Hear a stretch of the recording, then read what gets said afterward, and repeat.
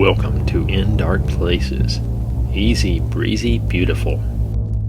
In honor of Cern firing up their Hadron Collider again, I'll be reading some time slip stories for you this week.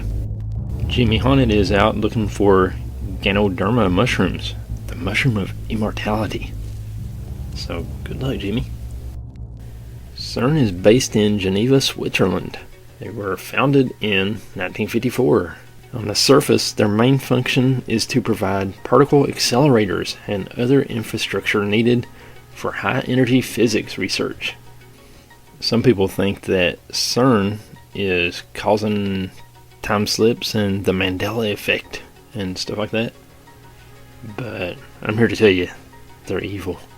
They're trying to open portals to bring demons in and create black holes to suck up the world and everything. Crazy people. But they get away with it because they call it research. Their logo is a 666. They have a big statue of Shiva like in front of one of their big facilities. And Shiva's role is to destroy the universe in order to recreate it. The Hindus believe that his powers of destruction and recreation are used now to destroy the illusions and imperfections of this world, paving the way for beneficial change. According to Hindu belief, this destruction is not arbitrary, but constructive. And the statue itself is standing on top of a baby's head, and there's been like mock human sacrifices in front of the statue, and their employees have been known to break into dance rituals to summon demons. So yeah, these guys are not who they appear to be. Evil little group. But hey, that's not why you called. We have time slip stories this week. And now here's a look at the news from the unknown.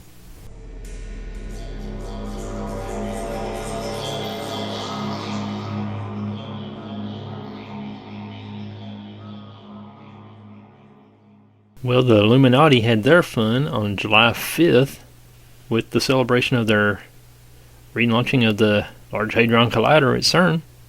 And then on July 6th, I would say that the good guys got a score in.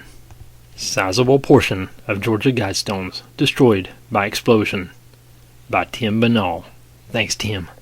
We gotta get you on the show someday. The controversial Georgia Guidestones monument was rocked by a mysterious blast that reduced one of its sizable stone slabs to rubble and left remaining portions of the piece badly damaged.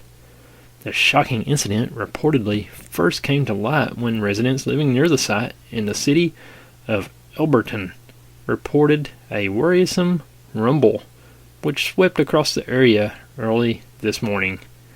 At daybreak, it soon became apparent that the commotion had emanated from the location of the Georgia Guidestones, and authorities quickly descended upon the scene to discover that the monument had been the target of a rather powerful attack. According to the Georgia Bureau of Investigation, their preliminary assessment of the situation suggests that unknown individuals detonated an explosive device at around 4 a.m. on Wednesday. While the full extent of the damage is difficult to determine at this time, since police have cordoned off the site as they investigate the incident, pictures from people who live near the location as well as helicopter footage from the local TV station show an enormous pile of rubble where one of the monument's 5 19-foot-tall stone slabs had once stood. There are also early indications that another pillar may have been badly damaged, and the stability of the entire structure could be threatened due to the blast. So yeah, authorities ended up, this is a little dated at this point, sorry about that, Tim, but yeah, they ended up, the authorities came in and brought a big bulldozer type thing and just went ahead and tore the rest of it on down because it was a safety concern. Like they were afraid that one of the slabs was going to fall on somebody since it had been damaged and wasn't standing up properly and stuff anymore. So they flattened the rest of it. Score!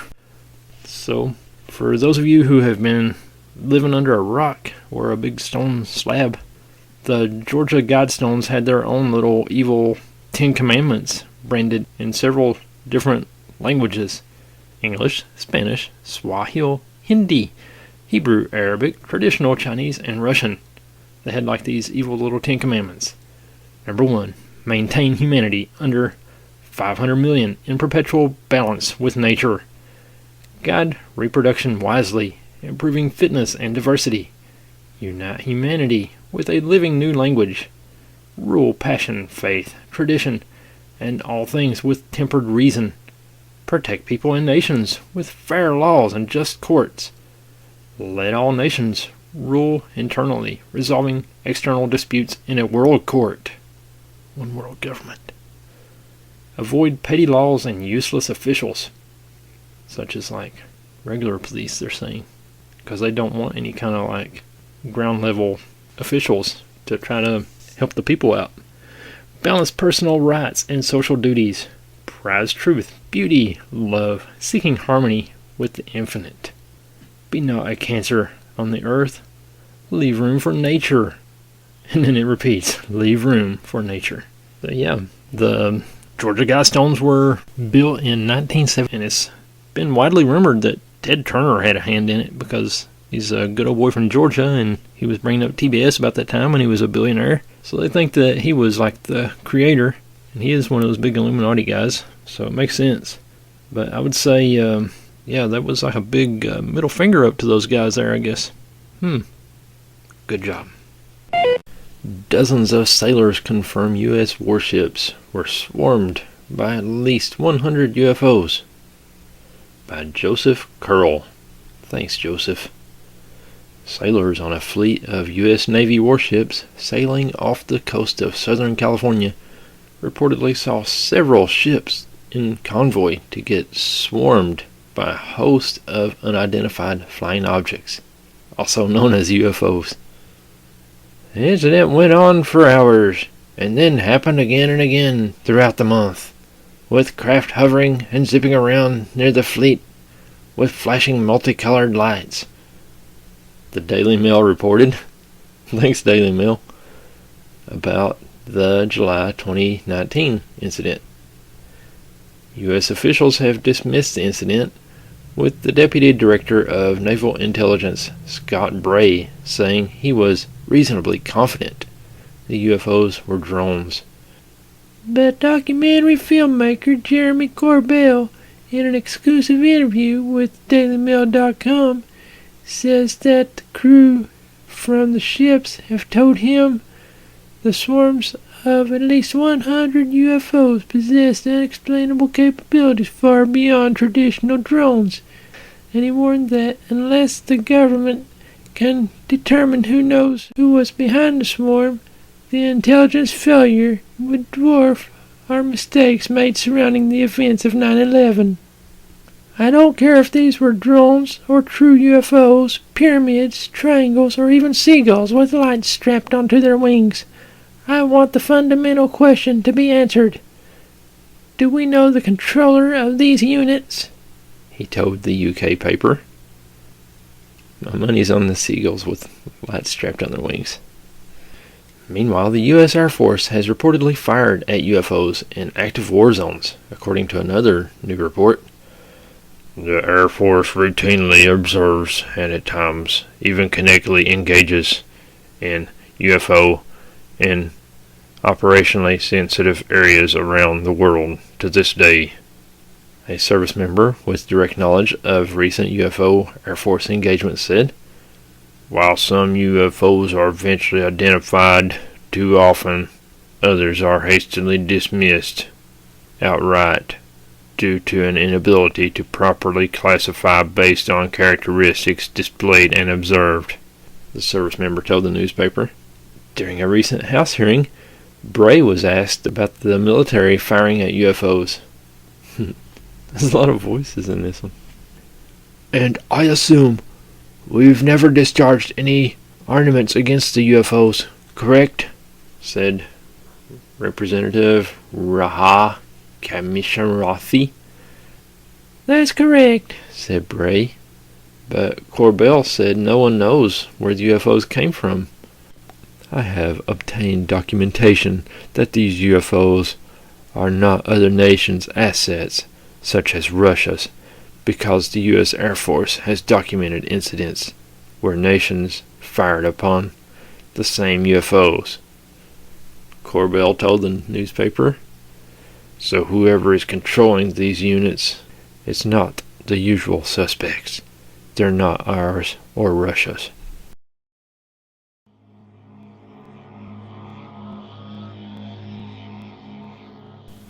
And now here's the Nicolas Cage meltdown of the week.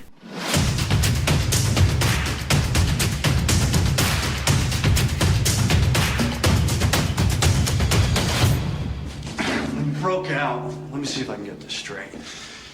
You went down the incinerator chute, on the mine car, through the tunnels to the power plant, under the steam engine, that was really cool, by the way, and into the cistern through the intake pipe, but how, in the name of Zeus's butthole, did you get out of your cell?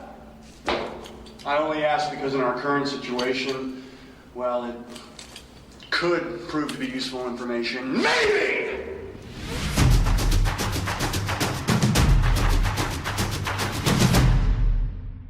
Hey, maybe something was launched from Zeus's butthole and knocked down the Georgia Guidestones. You never know. I think I've always been into time travel, even before like UFOs or Bigfoot or any of that stuff. It was all about time travel for me when I was a kid. Everyone is aware of the passing of time. We grow old and die, and there is no turning back the clock. But, as Joanne Foreman points out, time can sometimes behave in strange and uncharacteristic ways. We take so much for granted in our lives on this planet that it requires a major shock to awake us from our usual state of unthinking acceptance. One little question area of expertise is that of time, for we are conditioned from cradle to grave to accept it in a certain form, that of chronology or the time of the clock. From beyond babyhood, the days, months, and years are measured out for us. We are taught to tell the time, by which is meant the time recorded by the nearest clock. We learn to interpret the calendar, which month is May, which September, and when the seasons begin and end. Yet all this time-telling is merely a convenience, a human device, originated to enable primitive man to know when to feed livestock, plant seed, and harvest crops. The clock and calendar are mechanisms only to help us order our lives and impose a routine on chaos. But chronology may not be the only form of time.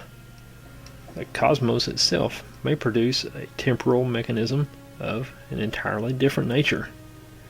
It is unlikely that the conflict of this cosmic or universal time with man-made chronology is the cause of the extraordinary phenomenon known as time slips, where two aspects or dimensions of time seem to operate at once, and the subject is likely to find himself living in the present and past, or in some cases, the present and the future, simultaneously.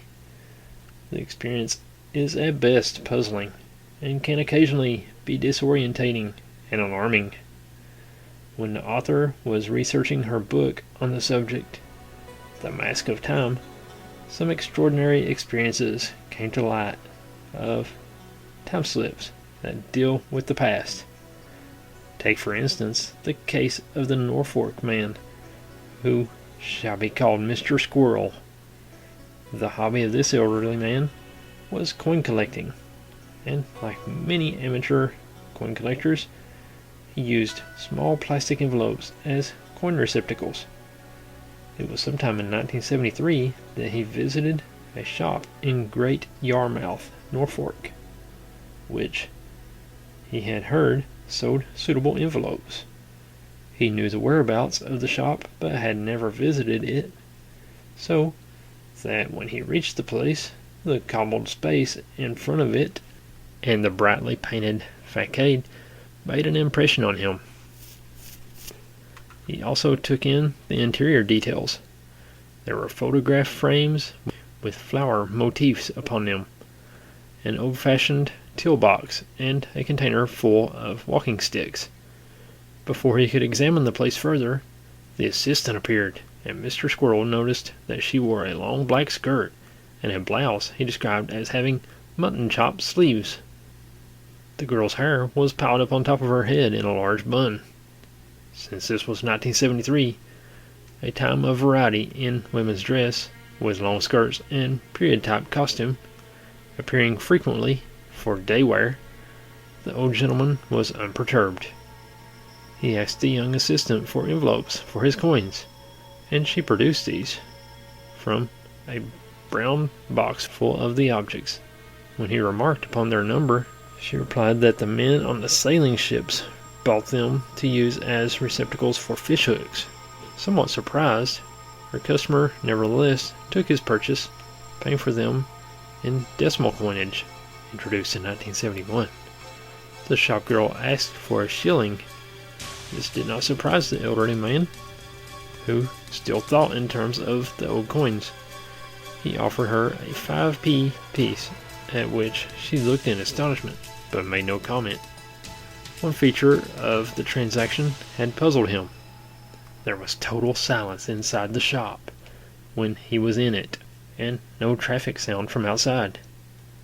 A week later, he returned for a further supply of envelopes, and had the shock of his life when he approached the shop.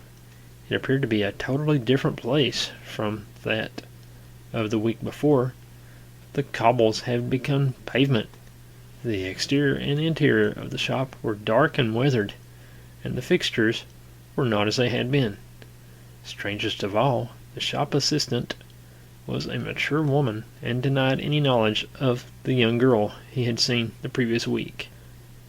So, are they saying it was the young girl all grown up? Maybe? Worse was to come, for she met with a blank negative his request for further envelopes. Their shop had never stocked them, she said. The shop's manager supported her in this statement. The only evidence the old man had that he had ever bought anything was the few small envelopes purchased the previous week. The old-fashioned street and the shop with its Edwardian assistant and merchandise had disappeared, as though they had never been. The possible date of the envelopes was later checked with the manufacturers, and said that bags of such a type were first used in the 1920s, though the method of manufacture was perfected before the First World War. This was a particularly strange, inconclusive case of slipping time, of the apparent impingement of time passed upon the present. One of my favorite time slip stories of recent memory is the story of Rudolph Fence, the guy who was supposedly in New York City. He got hit by a taxi cab or something, and he was standing there in the road like in shock. He didn't belong there. He was like from the 1800s or some junk. He got hit by a taxi cab and it killed him, and he had no identification on him except for he had this like weird coin in his pocket or something, and that was like really intriguing to me and one of my big favorite stories. But come to find out, it's probably just a fictional story based off of this book called Help Me. So yeah, it was a fun story while it lasted, and it really got my attention, but I guess it's not true. But hopefully these stories that I'll be sharing with you today are all true. We shall see.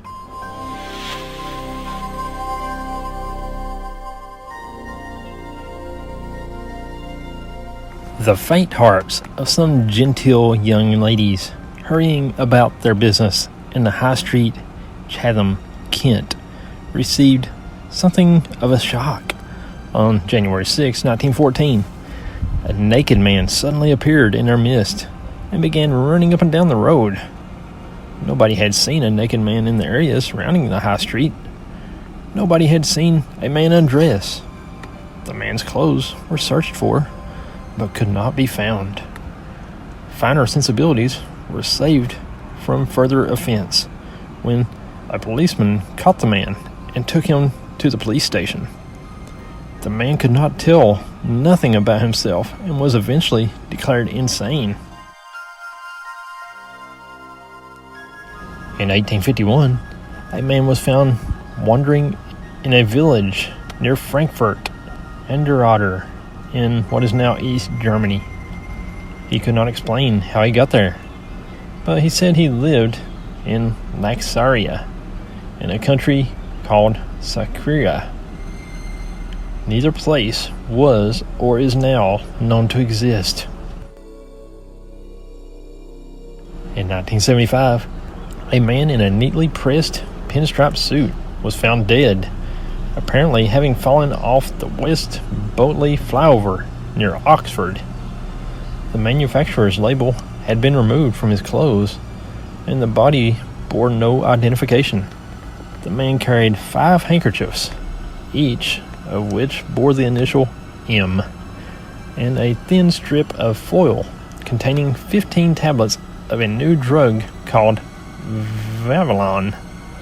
The drug was so new that few doctors even knew of its existence, and those who did had prescribed it only to women, none of whom knew who M was.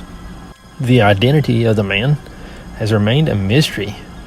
M, it seems, had stepped out of thin air, presumably at some point above the A420 road, and plummeted to his death.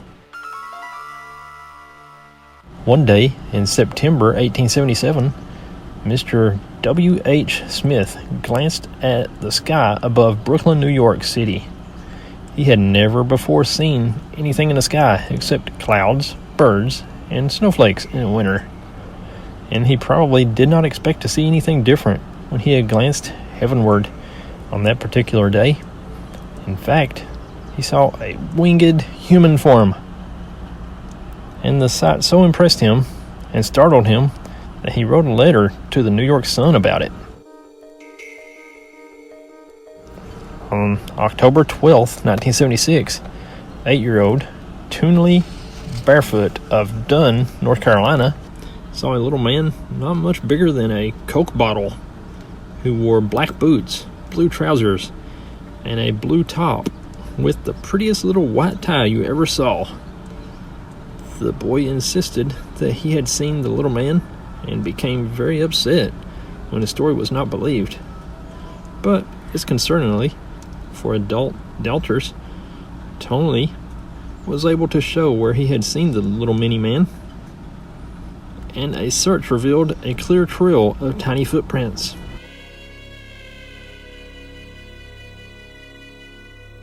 The Girl from Scotland. One afternoon in 1950, Brigadier K. Tressater and colleagues from the British and American embassies in Oslo, Norway, went skiing. On preparing to return, the brigadier, his wife, and a friend were separated from the others. They were suddenly confronted by a tall old lady dressed in Edwardian clothes, who demanded to know why they were trespassing on her land. She spoke English with a Scottish accent and was obviously very angry. The three apologized, but she continued to complain, adding some bitter comments about modern manners. A shouted inquiry from the others made the three look around. When they turned back, the old lady had vanished, and it transpired none of the others had seen her at all. Local inquiries revealed that although no eccentric Scottish lady lived there then, the local landowner's great-grandfather had married the girl from Scotland at the turn of the century. Was the figure a curiously talkative ghost, a collective hallucination, or did the skiers hold a real conversation with a woman from the past, the girl from Scotland? A striking instance of a past slip occurred to Mrs. Turnell Clark, a one-time resident of Wisley-cum-Pierford in Surrey, where her experience took place. The lady was cycling down the modern road on her way to evensong in her village church, when abruptly the road appeared to become a field path, and she seemed to be walking along it. Coming toward her, she saw a man in the peasant dress of the 13th century, and he stood to one side to allow her to pass.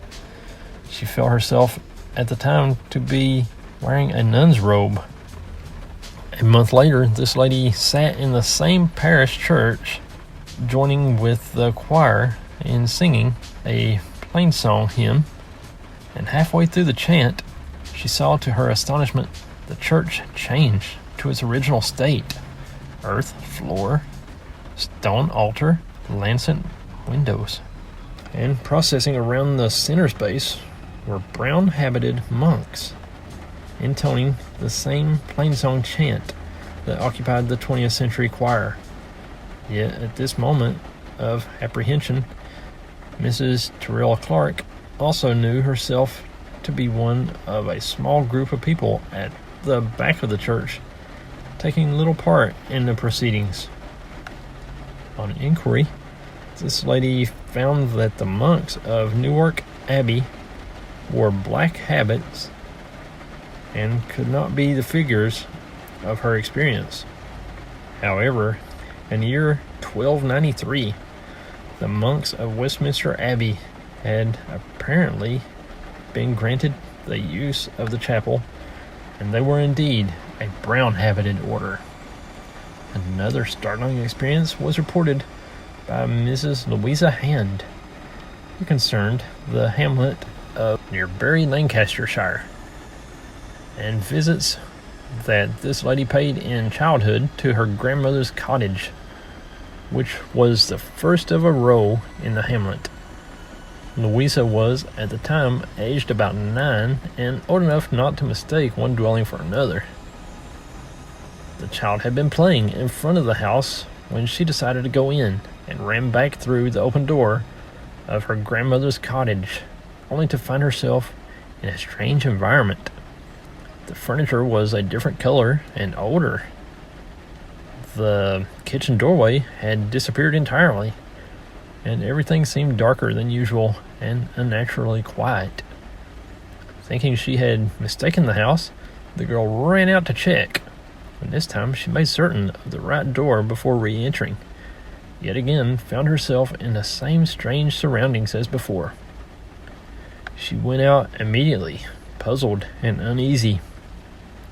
After several minutes, she again entered the same cottage, and this time found everything as she remembered it. One of her aunts was at work in the kitchen. Normality had returned.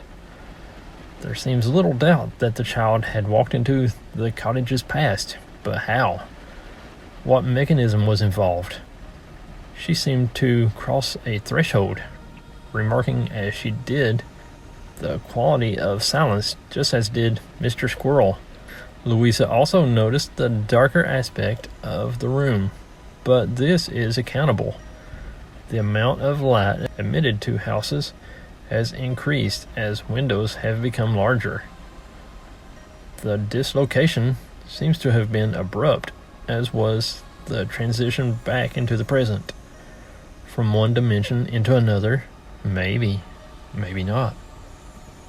On May 29th, 1973, a Norwich teacher, Mrs. Ann May, and her husband visited the Clava Cairns in Inverness, a group of 3 burial cairns dating from the early Bronze Age, from 1800 to 1500 BC. The day was crisp, bright, and lively with birdsong, and Mrs. May first walked around the cairns, then turned to the cycles of monoliths surrounding each. Finally, she leaned against a stone belonging to the northeastern cairn, and briefly closed her eyes in an attempt at the yogi's slipped second. When she opened her eyes, she saw a group of men wearing shaggy tunics and, she thought, cross-gartered trousers. They were moving forward slowly, apparently dragging one of the huge monoliths over the ground. She particularly noticed the figure's long dark hair. This curious vision might have persisted had not a party of tourists entered the glade. At once, she was back in the 20th century. This is a particularly clear example of what appears to happen in time slips. The subject was interested in her surroundings, but not concentrating upon them. The slip occurred at the precise place and moment when her body touched the monolith, and the transition from present to past was immediate, as was its reversal. The author had a similar experience when visiting Hayden Hall in Derbyshire during the research for The Mask of Time. She was not concerned with work, for this was a holiday visit to a house she had always hoped to see. She had paused in the courtyard before the house, considering its architecture, the entrance door, and the flight of steps up to it, when, without warning, she saw a group of 4 children playing at the top of the steps, a small child, 2 older boys, and a still older girl of about 9. The latter had her back to her, and she could see only shoulder-length blonde hair, a white Dutch hat, and a long green-gray dress with a lace collar. The children were laughing helplessly, as at some huge joke, and the author watched fascinated, fully aware that she was not seeing with her physical eye, yet equally conscious of watching real action. Then the elder girl turned to face her. She had expected a little beauty, and instead saw extreme plainness, broad face, snub nose, wide jaw. Startled, she took a step forward, and at once the scene vanished. She was left with the memory of the laughter and the elder girl's happy, plain face. The author toured the house looking for her portrait, for she was sure that the eldest child at least belonged to Hayden. Among the ancestral paintings that hung on the paneled walls was one of a blonde child wearing a Dutch hat and a gray-green silk dress with a lace collar. The baby's face was that of the girl she had seen outside. The wide jawline unmistakable. She was, said the custodian when asked, Lady Grace Manners. Again, there is a trigger factor, as in Anne May's case. She leaned against a certain stone, the author stood upon a certain spot, and when she moved from it, the picture vanished. Throughout these past slips, the trigger is frequently present. Some past slips appear to relate to possible reincarnation experiences, others to what was once considered a type of haunting. All seem to be natural in their operation, in that they apparently have some connection with the human electromagnetic field. So time is not at all a matter of clocks and watches. Indeed, they have little to do with the real time of the universe. To find oneself abruptly in the future, however briefly, is a disconcerting but strangely common experience. Researchers into the curious phenomenon known as time slips frequently begin their study with the assumption that the majority of cases would refer to time past, that is, whether the present suddenly gives way to a different time dimension, and the past is experienced. But even a cursory glance at the vast file of reported cases would prove such researchers wrong. Take the case of a Cheshire teacher who shall be called Mrs. Xenia Stafford. In June 1948, she dreamed that she was packing a trunk with clothes that she removed from a nearby wardrobe. Taking clothes I did not possess from a wardrobe I had never seen to put into a trunk I didn't own, as she described it.